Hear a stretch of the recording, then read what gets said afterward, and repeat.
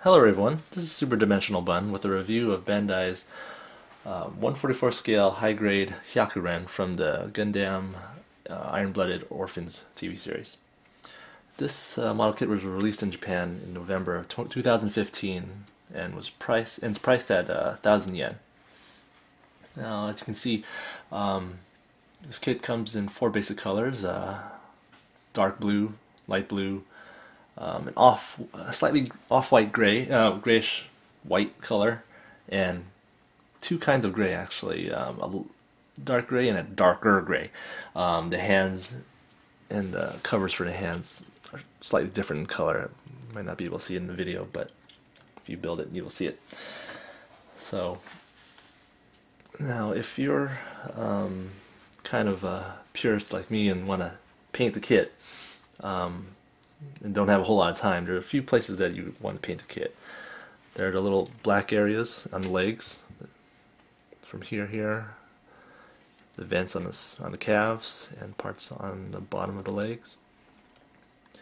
Can't really see it here, but the pistons in the waist are actually one piece, and you'd want to paint it, the space in between the pistons, gray, because it'll show up on the kit if you just slap it straight on. The kit came with foil stickers for the shoulders and the eyes, but I opted not to use them because I don't quite like the stickers, but I know people do, but I don't.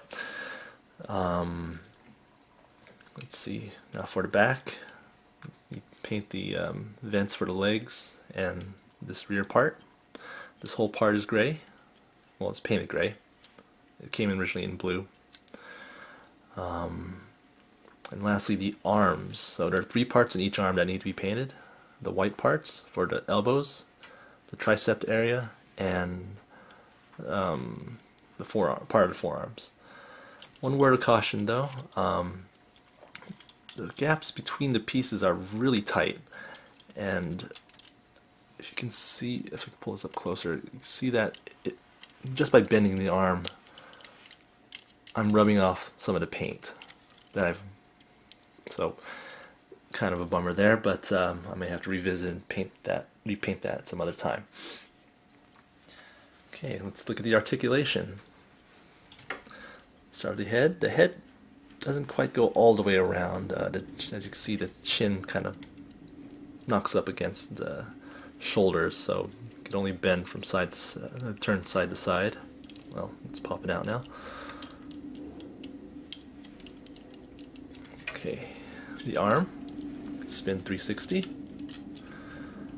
For some reason, the shoulder part can turn out sideways.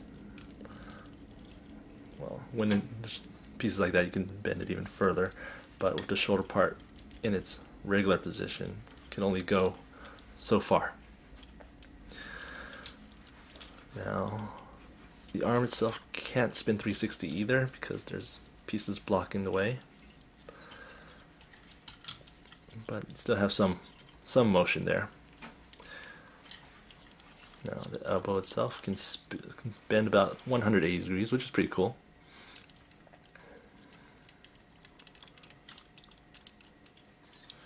And the hand, it's connected by a ball joint, so it's 360, and can move a little bit from side to side. Connect that part back on. Oh, whoops. That's strange. Both of them popped off. Okay, we'll put that on later. So now the waist spins 360, but it can't lean back or forth like some newer high-grade kits can. So, not a big deal. And the legs now, it can't go very far because the hip armor kind of blocks its range of motion. Without it, it can go a lot further, but it'll look kind of funny.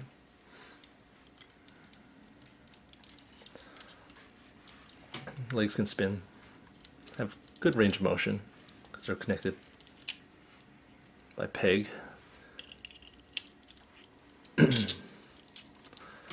And the knee has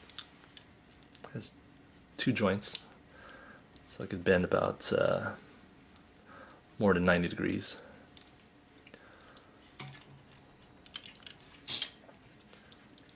Put this back on. The hip armor. Hip armor can only go so far before it pops out. And the foot. Now they're connected by pegs that swivel out. Just pull one out and show you.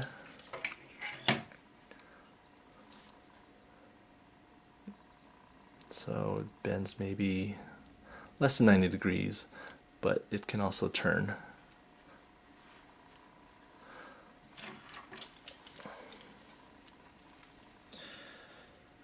Okay, let's take a look at the accessories.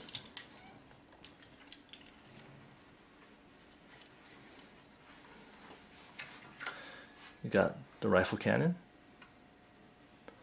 Comes in two pieces, like most of these guns do, and it easily pops in pretty snugly into the hand. And the blade. Now, the sheath comes in one piece. It's molded in one piece, and it's just slip the blade straight in and fits in pretty tightly. So that's pretty cool too.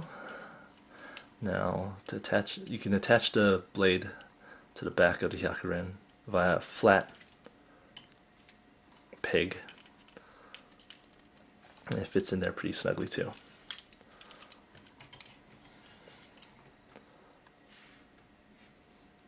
Now let's attach the blade to the hand.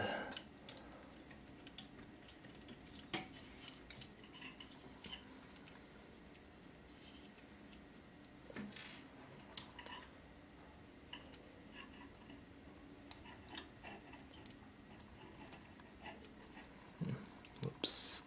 There you go.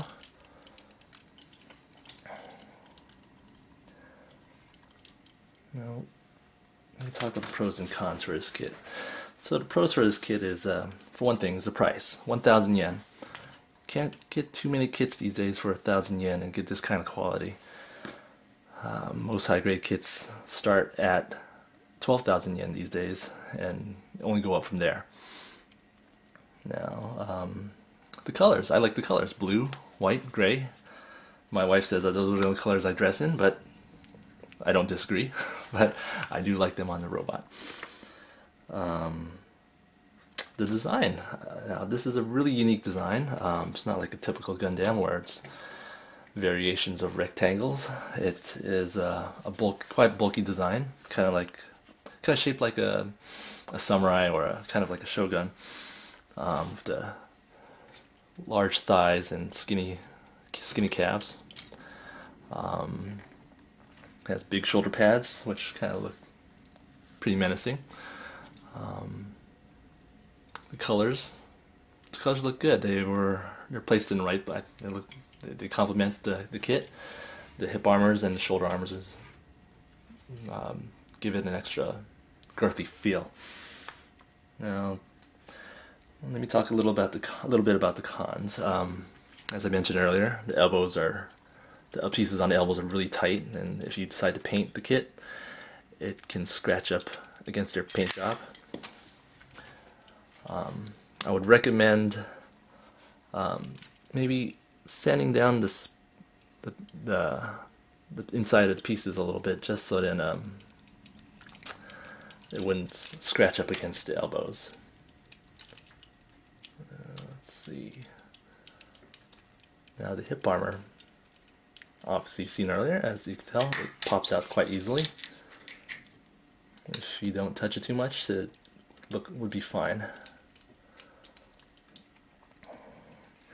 Now, I don't know if you can see this, but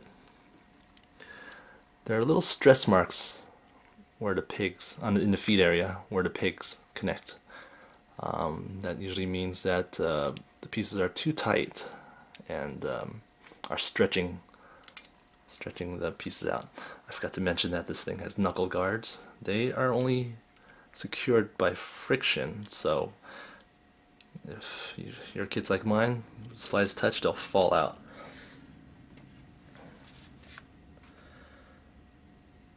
So, out of 10 points, I would give this an 8.5. Even though it has its faults, I still really enjoy building this kit. I love the design, and you can't beat the price. So, there you have it. I hope you enjoyed this review, and check back again soon for some more reviews. Happy modeling.